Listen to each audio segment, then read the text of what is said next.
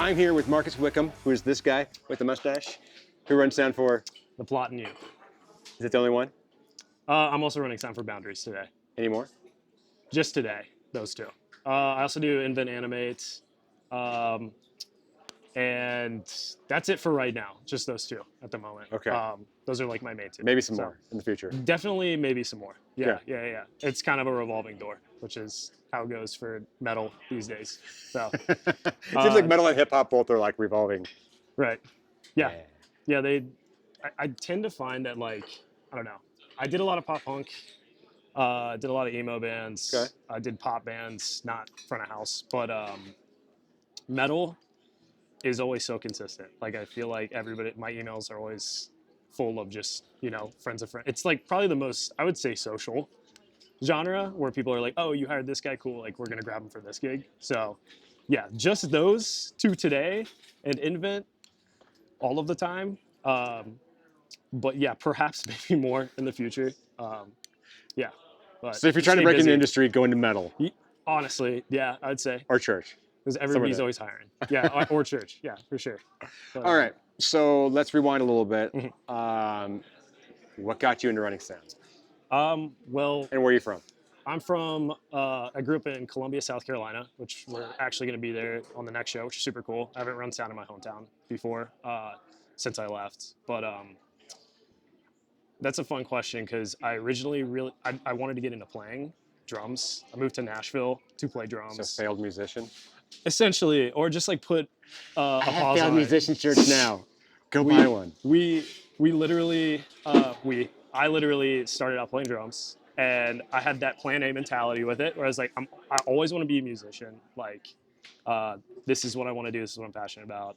And I think everybody kind of starts there too. Most audio guys who are musicians are like, okay, plan B is audio though, or plan B is like something. If I want it to work, I want to be in the music industry in some capacity if I can't be playing. And like I landed on audio, and I got a small tech school trade certification for audio engineering. It took me like 6 months and a couple $100 to get it, but got that, and that was like my foundation going into it.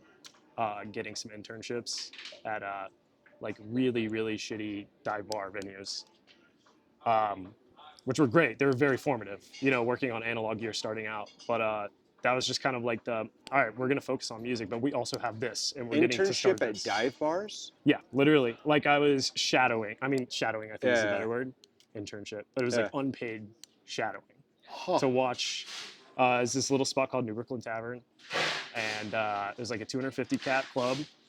They had an old Allen and Heath analog console. And that's kind of where I cut my teeth at first. I had no idea what, parametric EQs were, like outboard gear. I was just like, I don't know what that does. I'm not going to touch it. And luckily there were people there to show me. Like, oh no, you need this. We had 2 outboard compressors. I think we had one gate. So you had to choose which drum you wanted to gate every day. It was crazy. But biggest lesson learned from that phase of your life? What's your biggest takeaway that you use now? You really just have to listen to people, and you're given certain tools, and you don't always get to choose what tools you're given. But there's people that will help you figure out how to use those tools, and it's so important, I think, at that point in time to just listen to people and absorb as much as you can. I mean, you're always going to be doing that. Yeah. I think that's without saying. It's just people are always going to be better than you. And you get to have the luxury in this industry to be like, hey, like, how did you do that? Like, how did yours sound good and mine didn't? Yeah. How do I do that? And, I think I just got really lucky with people that were willing to see the good in me and see that, like, I had the ability to do certain things, or like, like I could be good one day. Yeah. And even at that point in time, the lesson is just like work with what you have, and if you don't know how to use them, ask. Yeah. So internship's over. What's next? Okay. Moved to Nashville. I took a little break because I was trying to play music. Joined and started a couple of bands. This is where it gets fun. I was in AV for a minute, which was also great to learn how that stuff works, but you get sick of setting up projectors. I got a Conference call. room, breakout Yeah, rooms, mute, like, unmute, mute, unmute. It's great for tape lines. I will never take for granted a solid gaff tape line, like in cable management.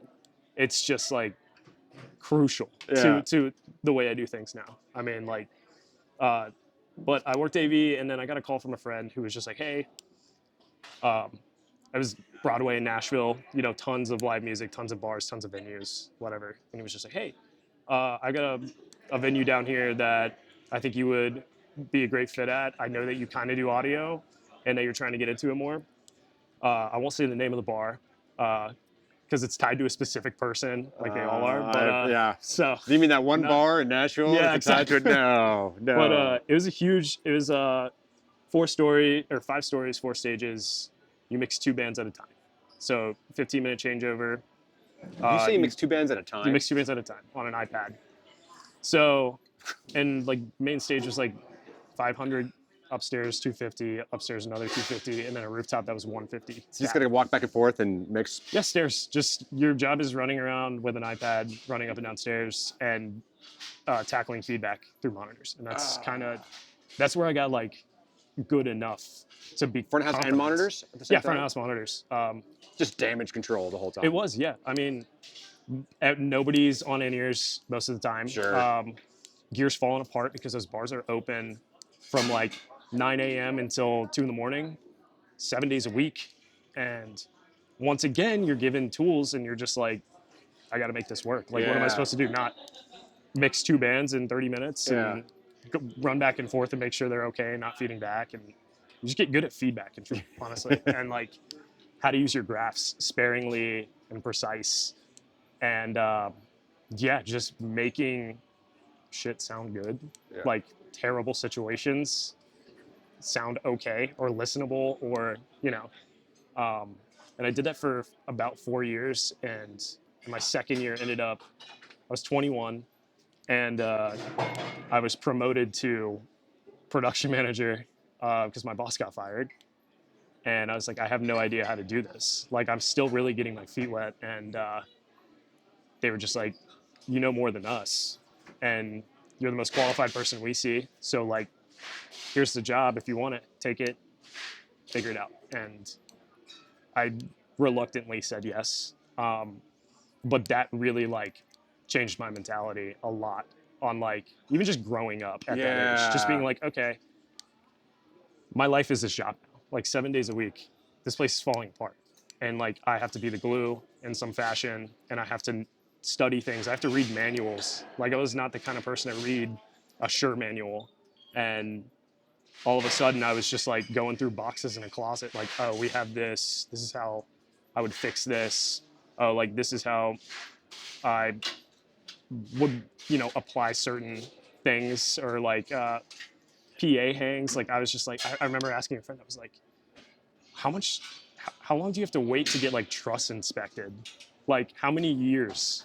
Like it was like safety things. I was just like, I didn't even think I know the answer for yeah, that. exactly. It's like, should I be worried about this truss hang that we have? Like, do I need to get somebody up on like a forklift that knows about this stuff? Like, who do I call? Like, and I just figured that out. Like I just asked a ton of questions because I think at that point I didn't have anybody to ask, and that was a lot of like, all right, time to figure it out. But that's so much of this industry though, of like take the risk, figure it out. If you're gonna wait till you feel like you know everything, you'll just never do it. No, you gotta kind of.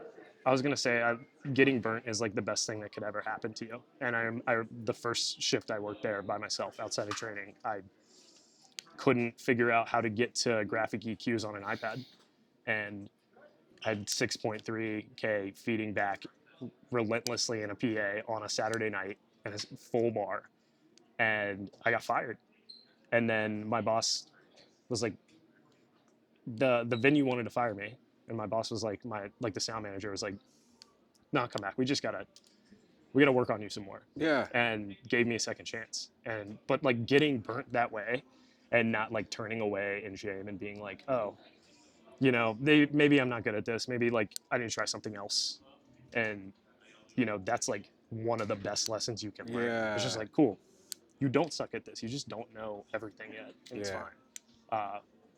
but that's like the industry. I think everybody gets burnt at each level. I would say, like, some people are probably to the point where they'll never get burnt again. But when you're coming up, like, you have to, jump in the flames sometimes, and it's awesome. It's awesome now. It's terrible then, but yeah. So I firmly believe that, definitely. Okay, AV. What was after that? So yeah, AV into the honky tonks, into started doing club tours, selling merch initially, just so I could go on tour. And Okay. yeah, that was great too, because I tour manage as well. So knowing how that stuff works was awesome. But Yeah. small bands, like roommates bands that, were support on bigger tours, not even close to this size, but like, big clubs, small clubs, whatever, just with friends bands, making barely any money, but just like, merch. And then finally felt confident enough to mix on house consoles, which I was super not ready for, but was once again like getting burnt on house consoles a couple of times was like such a good lesson. Yeah. Did that for about 2 years until I took a break from front of house, was starting to drum tech for this band, the band Camino, for about a full year. We actually played, last time I was here was with that band.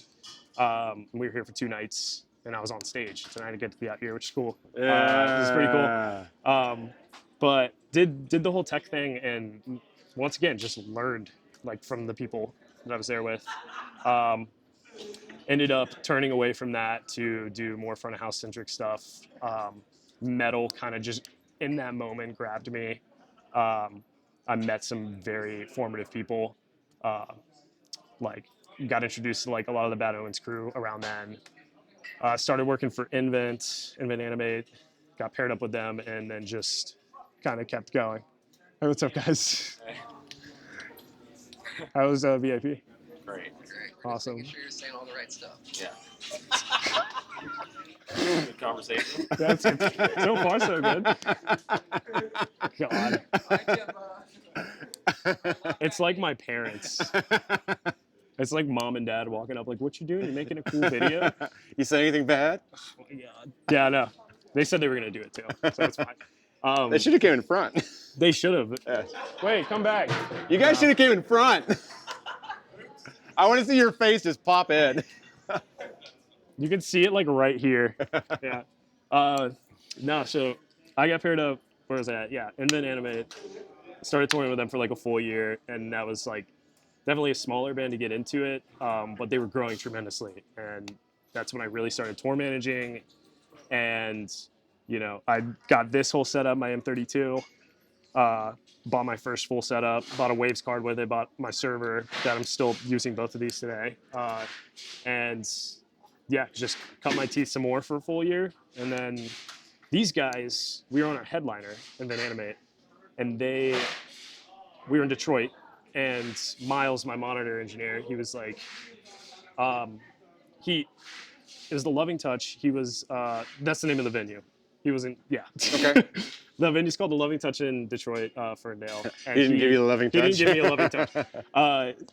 But he was the production manager there. He came out, saw the show. He was like, "This sounds great." Invited, or I think Landon was already going to come out, but was just like, "Hey, like check out this mix from front of house. Like, don't just say hi to people." And Landon heard it and was just like, "This is awesome. Like, we want to use this guy." And then we were on the same tour last year. They were like, "Do you just want to mix us too, as well as Invent?" And I was like, "Yeah, sure." And then they were like, "You have to ride with us, though." And I was like, "That's perfectly fine," because we were in an RV. They had just gotten a bus, so I said, "Yeah, that's totally fine. Like, I'll take a ride on the bus." And been with them Guess I go on since the then. bus. But have done some fill-in gigs for, I did some stuff with Omens last year, Bad Omens, just stage tech stuff. Filled in for Poppy, front of house. Just kind of have been like in my off time with these bands, just finding whoever wants to hire me. And I did 10 months on the road last year, which was a bit much. Trying to slow down this year. Yeah. But it was great. I mean, that was my first full last 2 years were my first full 2 years just touring as a career. So no venue work really, no side gigs, just like covering for people, flying out, doing whatever shows. So, All right, a couple questions for you. Talk to me about mixing metal music as opposed to different genres of music. So you did the honky tonk stuff before, you did country stuff. Talk to me about the difference with metal music. What do you need to be able to be successful with doing this? I would say I always put my drums first. And that's honestly not the way that you should do it, but I always start a virtual with my drums. Because that kind of, for me, shows me what the room is going to be like for the entire day. And then overall in the mix, I've just recently started making the vocal on top. That's because I've been working more with like these pop metal artists. But just knowing that everything can be heard is like the biggest. Like you could sit here and decipher what instrument is being played at what time aside from, tracks. Like that is so easy in pop music or in pop punk music. In metal, it can sound like a blender sometimes. And that's just compression, obviously. Like I do groups, I do my inputs into groups, I do my groups into sums. And and you get all of these layers of compression and things blending together, and you still want like the diversity in your mix so that you can distinguish things. And that was the hardest thing to figure out with metal.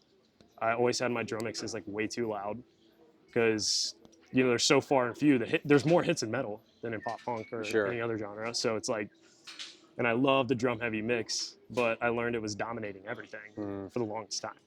So I still start with drums to see like, okay, I know they can't be this loud today. Like, all right. And it changes every day. But I think when my identity was kind of forming with how I wanted to mix heavy music, I had to learn that you couldn't just throw compression on everything and it was going to sound great and like blend super nicely. Like you had to be really tactful with how things end up at the end of your chains and, when you're like done with your mix, like during a show. Not that you're ever really done, but how it's gonna sound for the day. So that's pretty much it. Yeah. What do you think is the biggest misconception with metal music? God, there's a lot. The biggest thing that I get, honestly, it's more from a tech standpoint. It's happened every night on the stores, like end of the night, they're like, oh, that was so quiet and pleasant, or like, that was so manageable sound-wise, or, you didn't touch our amps hardly. And I was like, yeah, we don't, did you think I was? And they're like, well, it's a metal show. And that's such a misconception to me because you don't have to be anywhere near loud. You don't have to be over 100 to have an impactful mix at all. No matter what environment you're in.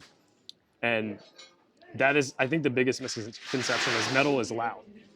It's like, it's dynamically large, but it's not loud. It can be loud. But I would say that's it, honestly. So how do you achieve loud without being loud, personally? My easiest way to do it is very tactful compression groups, like as I said earlier, summing. I do lots of instances of compression. I limit all of my shells before they even hit those groups.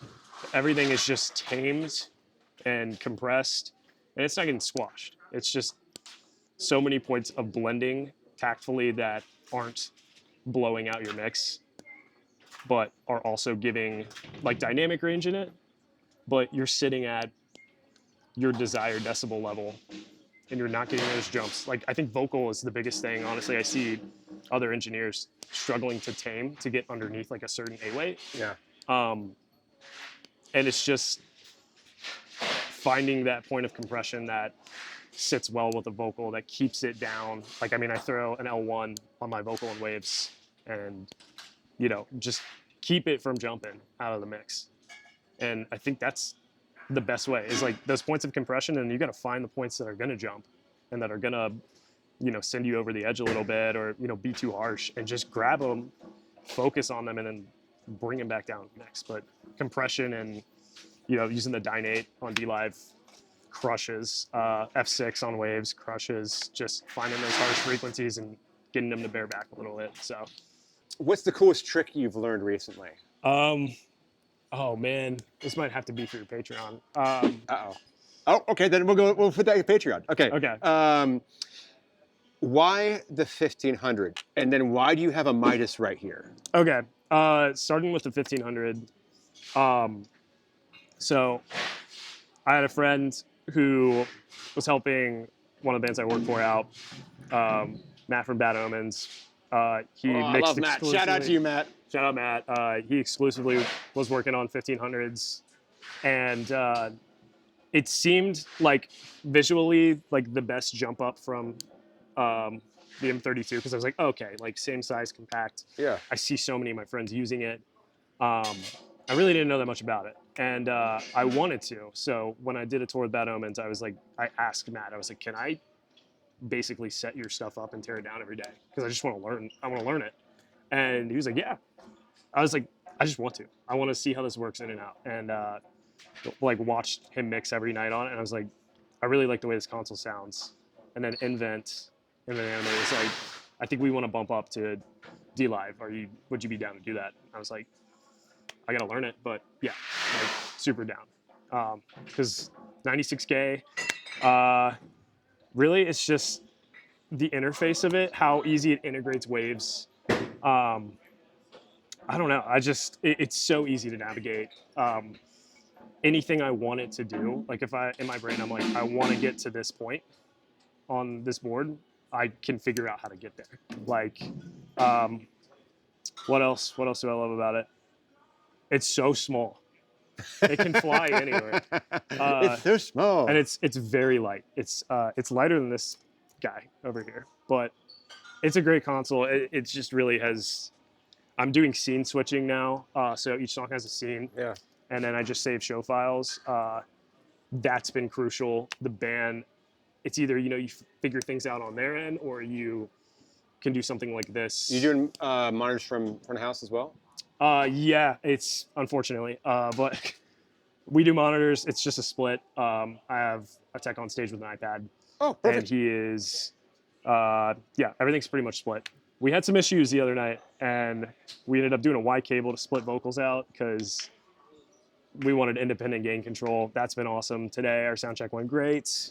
Was a rough one last night. But is he tying into your board? Yeah, from the iPad. Yeah, so we have a DM48 on stage. So you can see it like.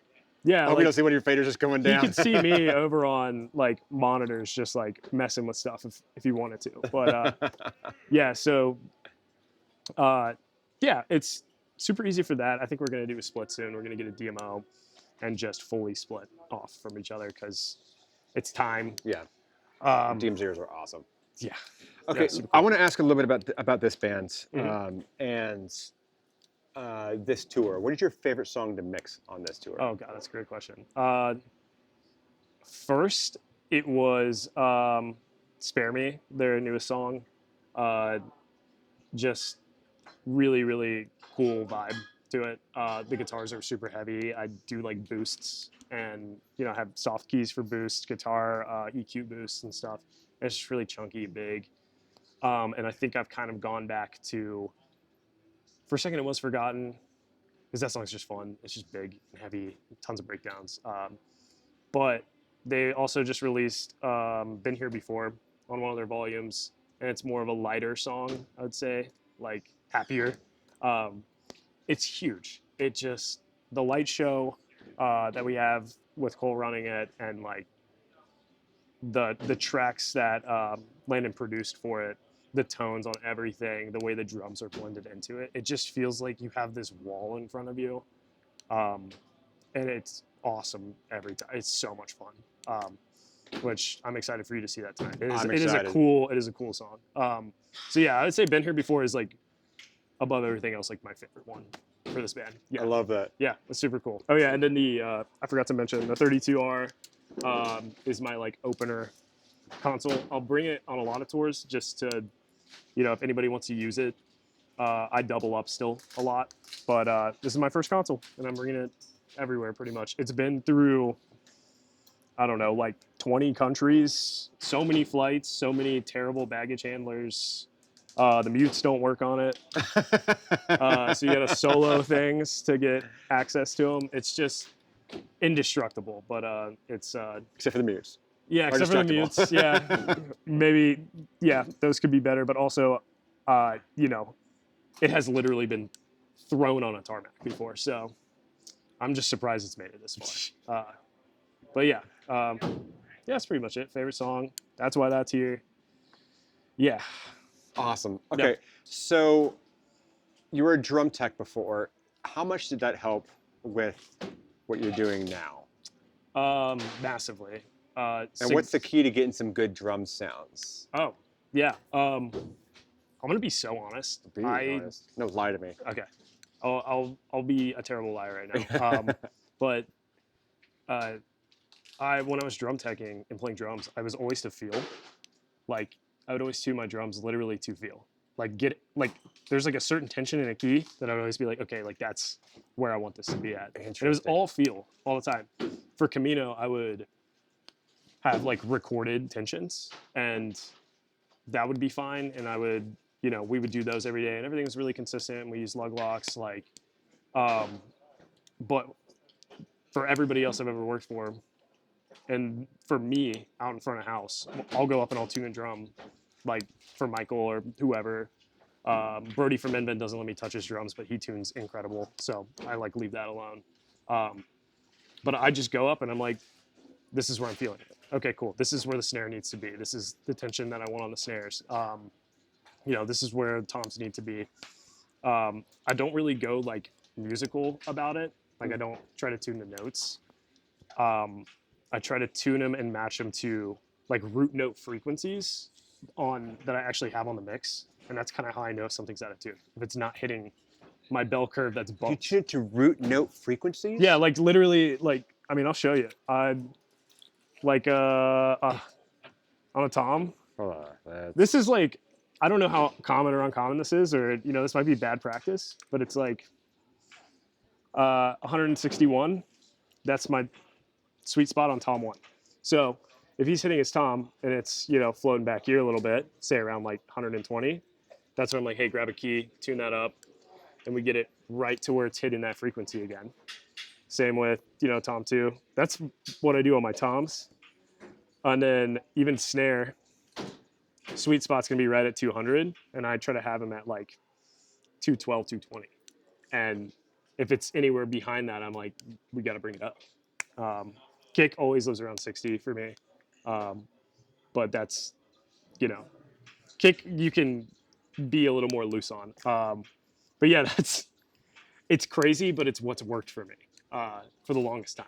Like that's how I feel like I get the best drum tones is cool. We're boosting this very specific frequency, and that's where it has to be tuned. And that's just worked like the entire time I've done metal. Getting those really boomy, like tinny arena metal toms that just sound like they're exploding, going through a fill. Yeah. It's crazy. It might be crazy, but that, and then obviously Dynate on everything. Like that's first in the chain for me.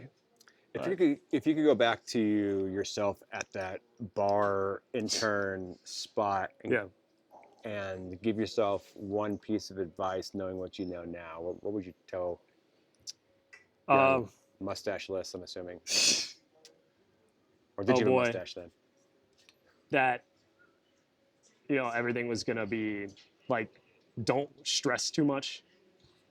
Like, don't work too hard right now because work hard enough. But it's like, eventually people are going to know that you're working hard. Like, but don't stress too much.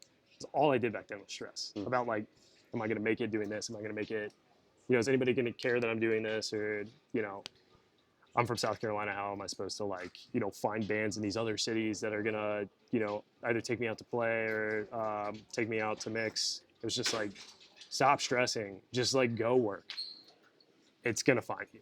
Like just keep doing the thing, like keep focusing on what you want to do, but stop stressing about it, you know. What was the biggest deciding factor for you to move to Nashville? Um, 'Cause that's a big move. I was 18 and I just didn't think that I was gonna get anything going in Columbia. Like nothing enticed me to stay there career-wise, and I really didn't know what I wanted to do for a career. I still wanted to play music. And Nashville was like, that's where you go. Yeah. If you want to play music, that's like the closest place. And I had a couple of bands that were there already that wanted me to try out, that I had made friends with, um, and like our small hardcore scene. And so it was a no-brainer. It was just like, okay, I could stay in Columbia forever, like a lot of people that I grew up with, or I could go and like try to get something bigger here. And it was like the best decision I ever made. Everything was like a domino effect after that. And I don't think it was solely locational, but like it helped a lot to be out Not of. maybe a mindset thing. Yeah, totally. It might have been. Who's to say? But it's been nonstop since then. So I made the right call, I think. What band would you pay to mix for? Oh, honestly, we were just talking about this. Gideon from Nashville, Tennessee. There's some friends of mine. I have been trying to mix that band for like 2 years now, and our schedules have never lined up.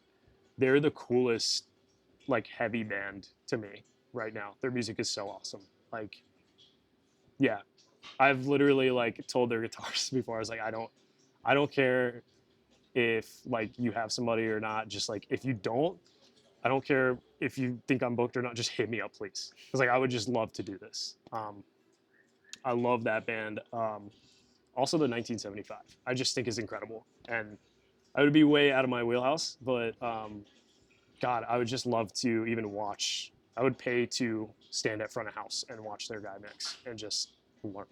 You know, it's just, yeah. So what genre of music would you love to mix for you haven't done yet? Oh boy. I've done country, done metal, done pop punk. I would just, honestly, I would say EDM just because it seems really easy. It seems like a cush job. I don't know if there's any, like, if any of your people are EDM front of house guys. I don't know. It might be. If you're an EDM front of house person, come hit me up. Let's go do one. Tell me about those two channels and how you're mixing. No, I'm I'd be super interested to know. That would be too, actually. But yeah, pop is a challenge, and as I get more comfy with like how I mix and process my vocals, I would love to take on a new challenge that way. Like just really dynamic singing. Landon's already super dynamic, but I know that there's bigger challenges, and I want to try those out. You know, and pop I think it's difficult. Especially a full band pop band. Yeah. Like, yeah, it would be a lot of fun. I love pop music. I'm not exclusive to only listening to metal. I love metal, but I love pop music more. And I think it would just be a fun challenge. Yeah. Best piece of advice you'd give to someone trying to break into the touring world? You're trying to break in and you don't know that many people, go to shows. Like, ask questions. Like, if you love a band, and you want to know about their process, go talk to a front of house guy. Be like, hey, do you mind if I watch you? If anybody came up to me and was like, hey, can I watch you mix? And there was enough room, I'd be like, absolutely. Like, I'll show you whatever you want. And, you know, just go to shows, make friends, go to concerts, make friends, talk to people, start pushing cases at venues. Just get in and ask questions because nobody is gatekeeping anything from you. There's information that people will just give out to you. You just got to find it in the right places, you know? Right here. Right here. Or come to the flat show and poke them with a stick. Yeah, just say what's up and come back here and hang out with me. Do something. Yeah. No, it's really just it does seem daunting and it's hard. And there's times where I'm like, how did I even get here? But, you know, just work hard. People notice, ask questions. And I think really it just kind of paves its own way for you. Who are some of your favorite front of house engineers right now? Favorites, off the top of my head, Matt Durkis, Bad Omens, obviously, it's a huge influence and great friend and mentor, has helped me with like a lot of my stuff. Shelby Wage War, Lance Polaris, crushes. He's taught me a lot of tricks. Who else do I got? We're going out with Bring Me. That's announced. his guy crushes. It was unbelievable watching them last year and seeing his process. Spirit Box. I don't even remember his name. Parker. Oh my God, Parker. Hi, Parker. Could not believe it still. Yeah. I talk about it still Yeah. all the time. Incredible engineer, so across the board. Elmo, he just was out with Gideon and Kublai, I believe. Unbelievable mix engineer. I still haven't met him. I've only seen live videos of his mix. And I'm just like, how do you do that? So I'd say those are like kind of my top guys right now. They're awesome. It's a really cool community in metal. I think we all kind of like learn from each other. And Yeah. once somebody learns a new trick, they'll, you know, pass it along if they think it's like good enough to do so, or they'll keep it to themselves sometimes for fun. But no, it's a very social community of techs that are all very, very, very talented and very honored to be kind of amongst them as my peers too. So There you are, for sure. man. You're here. Yeah, it's sick. It's tight. It's a big room. Yeah. So I for mean, us. And what stop are you on this tour? This is like what show? How far are you in the tour right now? I think we're just over 2 weeks. Okay. And how much more you got? I think about a week and a half sounds about right, or right at 2 weeks maybe. Got to head back up to the Northeast, and then we'll finish up in New York. I think. Okay. So, advice to someone going on their very first tour. uh, I gotta go on the bus tomorrow. What do you give me advice? Be a good hang. Be socially aware and be a good hang. And like just, you know, it's not as important. Work your ass off. Like that's most important. But be mindful. You live with these people for X amount of time. You know, be clean, be courteous, be social. You know, don't be difficult to be around. It's tough being around people 24/7, and especially if you do it over and over and over again. If you do it for 10 months out of the year, it's exhausting being around people. But if you love what you do and you really want to be here and you want to work your ass off, do that. People will notice and be cool to be around. Like, you don't have to be a cool guy. Just like, you know, don't be difficult to tour with. That's like, I feel like the biggest red flag is when you get into a camp and, you know, maybe you're like, oh, this person's kind of hard to tour with. I don't see it that often, but you know, it can be a limiting factor sometimes. It can be a job stopper if you're just tough to tour with. But yeah, have fun. You know, don't be in your bunk and sad all the time because you're not home sleeping in your bed. It's awesome. This stuff is so much fun, and you know, we take it for granted very often. But do that, and also get outside of the venue and go do something. Go catch some sun. Go to a park. Go to a mall and just walk around. Like, do something. Get out of here. This doesn't have to be your life 24/7. And I wish I could take that advice sometimes because I get glued every now and then and get stuck here. So, but yeah, I guess those would be my big ones. Top 3 things you'd say someone should get before they go on tour. Oh my God. Like, doesn't even have to be audio related. I was thinking nothing about audio related, honestly. Man, laundry bag, big time. Gosh, that is, for me personally, our crew, absolutely. We play Nintendo Switch. We play Mario Kart nonstop. And that is a vibe saver to me. And if everyone's kind of having a shot day, we sit down and play kart, scream at each other. That's awesome. We bring Xboxes as well. Just like, if you have something, if you golf, like some of us play golf, they bring in clubs. Like, bring your hobby with you. You don't have to leave stuff at home just because you're on tour. Like, find a way to make it work. You know, bring weights if you like weightlifting. Do that. I like a good pair of running shoes, even though I haven't run that much on this tour. That to me is a necessity because it at least sits in the corner and is like screaming at me to actually go and work out or go to the gym or something. Yeah, I guess that would be it. But laundry bag, number one Clutch. thing. Yeah, absolutely. Yeah. Okay. I think we're going to jump into showing your consoles a little bit. We'll do the Patreon exclusive stuff. So if you're a Patreon member, you get to see this. But before we go, if they want to follow you and follow your career, where can they follow you at? It's going to be on Instagram. It's Timba Does Sound. 2 S's. Does Sound. Timba Does Sound. Or a Plot and You show near you. Plot and You show at near you. The Plot and You. At the Plot and You show near you. Come to a Plot show near you. Come to a Plot show. Yes. I think we careful. Yeah, come to a plot show and I'm fine. I'm great. like, Come I to don't have Plot a Show, water say bottle. hi to him. Awesome. So let's walk through the console a little bit, if you don't Yeah, sure. mind.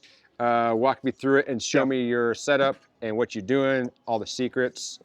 Sure. The secrets. So I got this scene from a friend and kind of have made